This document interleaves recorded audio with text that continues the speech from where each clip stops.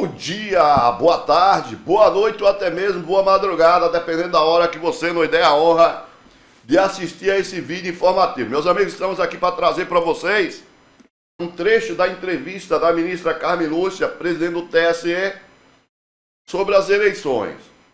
Claro que os jornalistas foram em cima para saber sobre o caso envolvendo o crime de Tarcísio em São Paulo.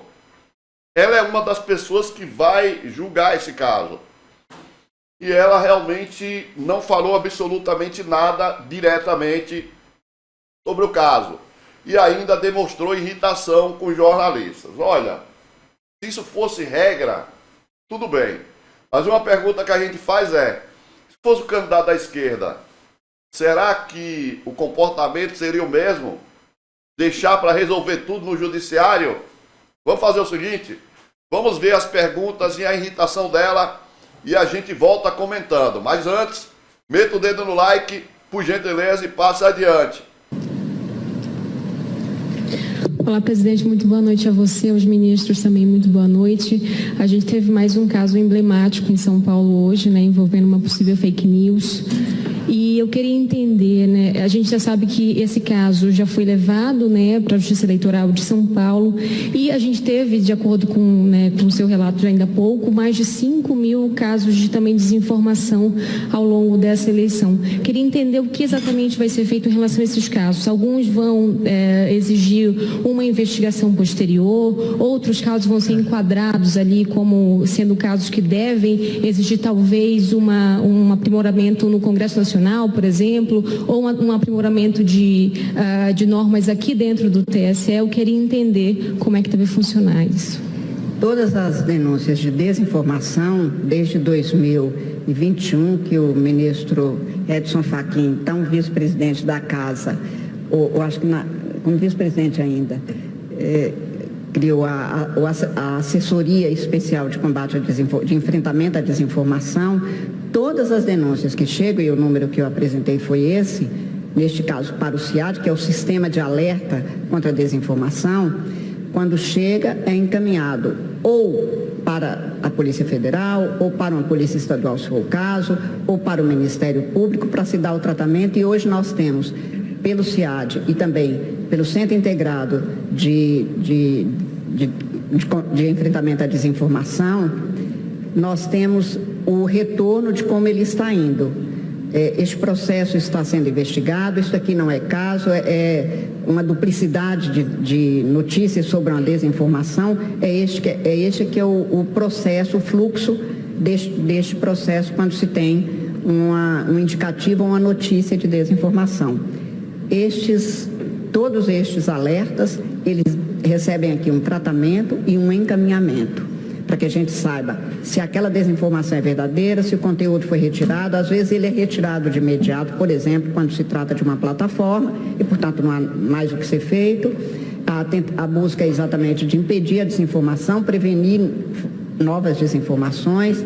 Daí a criação do repositório, que tem exatamente agora este objetivo, de incluir matérias que já foram objeto de um tratamento e, portanto, o juiz poder fazer isso automaticamente, nem precisar chegar aqui em outros tempos. Então, o que nós temos hoje é um sistema que é o sistema de alerta, o assessoramento específico de enfrentamento à desinformação, que faz o encaminhamento de todas as notícias que chegam, o tratamento dado pelas instituições competentes, porque se trata em parte de investigação, em parte de necessidade de um Ministério Público verificar se é caso de denúncia e, se for, claro, ao processo que segue aí a tramitação regular do processo penal ou do processo penal eleitoral.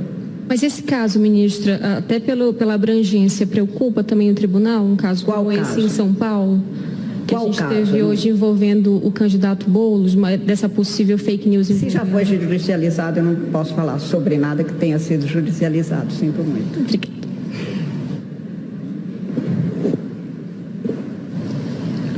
Boa noite. noite, ministra. Boa noite a todos. Pegando esse caso de São Paulo, a gente teve no primeiro turno, né, um caso de desinformação na véspera da eleição. Hoje a gente teve um caso de eventual desinformação também no dia da votação. Eu queria saber o que é a Justiça Eleitoral, o que o TSE pode fazer para dar uma resposta mais célere ou criar novas resoluções para tratar desses casos, porque a impressão que fica pode ser de que a Justiça Federal não está atuando e não está protegendo as eleições, a integridade das eleições como deve ser. Imaginar que um país que faz uma eleição de 5.569 municípios num dia, de 8 da manhã, horário de Brasília, até às 17 horas, que consegue 4 horas depois de dar o resultado das eleições, ou como hoje, 2 horas e 15 minutos depois, dá o resultado que a Justiça Eleitoral não está cumprindo a sua função, é realmente e muito longe num pensamento, eu acho. Mas, de toda sorte, sobre um caso que aconteça quando 33 milhões de eleitores estão na urnas com 102 candidatos e que já foi judicializado, segundo os senhores mesmos informam, a Sônia acabou de dar notícia, a Justiça Eleitoral tem prazos curtíssimos e será dada a resposta. Fosse um país onde ficam meses ou semanas para dar notícia, eu acho que até seria razoável essa ilação de que fica a impressão, esta é uma impressão realmente que eu acho que não tem nenhum embasamento. Nós estamos dando resultado de uma eleição de 33 milhões de eleitores nas urnas, 2 horas e 15 minutos depois do início do fechamento das urnas. Acho que realmente um caso significa apenas um atestado do êxito da Justiça Eleitoral. Um caso de 51 municípios com mais de 30 milhões de eleitores, convenhamos que é uma justiça que funciona muito bem. Obrigada. Matheus Coutinho, do UOL, para a última pergunta. Boa noite, ministra. Boa noite, ministras. Minha dúvida, passando um pouco do que já foi dito aqui, a senhora comentou mais cedo que tivemos uma eleição tranquila, sem muitos episódios, sem grandes episódios de distúrbios, etc. Mas, ao mesmo tempo, tivemos casos muito simbólicos, né? Tanto no primeiro quanto no segundo turno, de, na véspera da eleição, uma tentativa ali de se espalhar notícias, etc. Minha dúvida é como a Justiça Eleitoral pretende agir para coibir esse tipo de posturas, né? A gente está falando de uma autoridade que chega no dia da eleição e fala o que fala, que, enfim, bem ou mal, foi uma tentativa de interferir no jogo político no dia da votação, que é algo muito sensível. Como a Justiça Eleitoral vê isso e como pretende, assim, atuar para coibir, para que, de certa forma, não vale a pena esse risco de chegar, vamos chegar um dia antes da eleição e para tudo ou nada, assim, que é a impressão que fica, né? O que a Justiça Eleitoral faz é apenas dar cumprimento à lei. Quem pratica qualquer ilícito no dia da eleição, antes ou depois da eleição, responde juridicamente. Será dada a resposta juridicamente. Bem, meus amigos, você pode me perguntar assim, Paulo, e aí, o que você achou do comportamento da ministra Carmen Lúcia? Não é um comportamento errado, ela está correta. Agora o problema é, se fosse a esquerda, se fosse alguém da esquerda, ela fala assim, um caso só. Mas aqui não é uma questão de você estar questionando o sistema eleitoral. É a resposta da Justiça Eleitoral para um caso gravíssimo, como esse do Tarcísio, para um caso gravíssimo, como aquele no primeiro turno, onde o tal do Marçal apresentou um laudo falso. Essa é a resposta. E o que é que acontece com esses caras? Eles fazem isso e nada acontece, quer dizer, o que é que vai acontecer com o Tarcísio?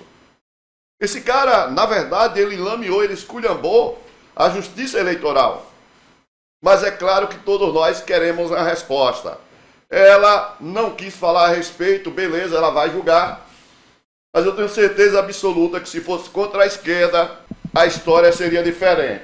Aí o tom subiria, mesmo ela estando correta. O fato é que quando é com a esquerda, a situação é bem diferente. A gente vai continuar de olho. A Justiça Eleitoral vai ter que dar uma resposta nesse caso. Essa esculhambação do Tarcísio não pode ficar dessa maneira. Gostou dessa informação? Se gostou, passa adiante, meta o dedo no like e deixe seu comentário. Valeu, gente!